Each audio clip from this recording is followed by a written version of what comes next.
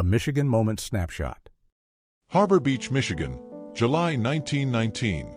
A crowd packs the dock and the deck of a surrendered German U-boat, UC-97. The conflict had ended, but the machinery of war was still running. The Navy brought the captured submarine via the St. Lawrence River and Welland Canal to the Great Lakes, letting Midwesterners file past the deck gun and down tight hatches during a war loan and recruiting drive. 2 years later, the same boat was sunk in Lake Michigan as a gunnery target not far from Chicago. Swipe now to get the full story.